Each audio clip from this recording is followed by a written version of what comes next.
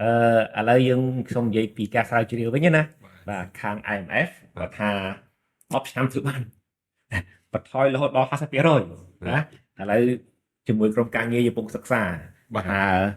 target ហ្នឹងវាមានហើយណាចាំថាធ្វើម៉េចឲ្យ reach ដល់ហ្នឹងរយៈពេល10ឆ្នាំប៉ុន្តែសំខាន់ជាងគេយើងមិនអត់និយាយថាច្បាប់ខ្លួនមិនឲ្យដល់ហ្នឹងទេសំខាន់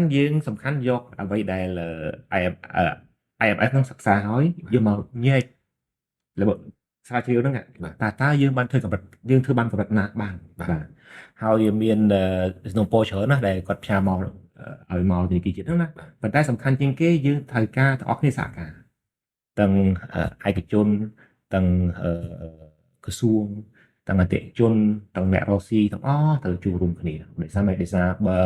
ធនាគាររាល់ថ្ងៃហ្នឹងស្រែកតែម្នាក់ឯងហ្នឹងស្រែកហ្នឹងមានណាគេស្ដាប់ទេតែដោយសារ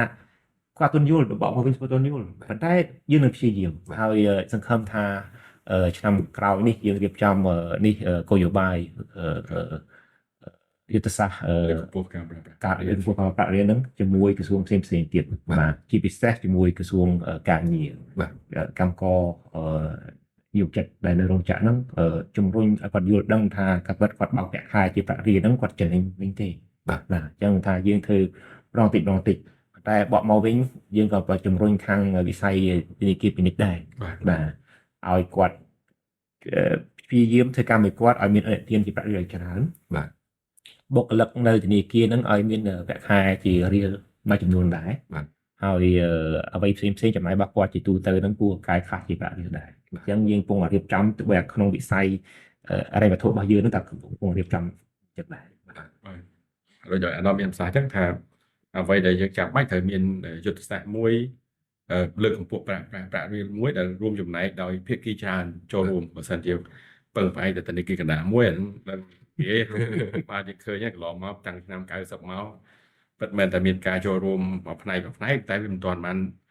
មូលមតិគ្នាជាឯកច្ឆន្ទបាទអញ្ចឹងវាទៅការពេលវេលាច្រើនបាទអញ្ចឹងយើងមិនដឹងថាឆ្នាំណាដែលអាចកាត់បន្ថយបានប៉ុណ្ណាប្រហែលជាពិបាកអូមកថាយើងសេតថា10ឆ្នាំទៀតយើងដល់ប្រឹងប្រែងមែនតើបាទដល់ប្រឹងប្រែងមែនតើយើងអាចខ្ញុំគិតថាមាន optimistic សុទ្ធិនិយមដែលអាចកាត់បន្ថយបានតែដល់ការប្រឹងប្រែងហ្នឹងខ្លាំងបាទចូលរួមចំណែកគ្រប់ភាគីពាក់ព័ន្ធទាំងអស់ដោយបងប្អូនទាំងអស់ដែលនៅទីហ្នឹងចូលរួមជួយសំខាន់កាលហ្នឹងយើងរៀបពាក្យពីបងប្អូននៅទីមានជ័យទេគ្រប់ត្រតែត្រូវតែជ្រុំជ្រែងដោយសារអ្នកខ្លះគ្រប់ត្រតែអត់ជ្រុំជ្រែងណាចិត្តបានគ្រប់ត្រទេណាអូយហ่าគ្រប់ត្រប៉ុន្តែអត់ធ្វើចាឥឡូវសូមគ្រប់ត្រហើយសូមជ្រុំជ្រែងផង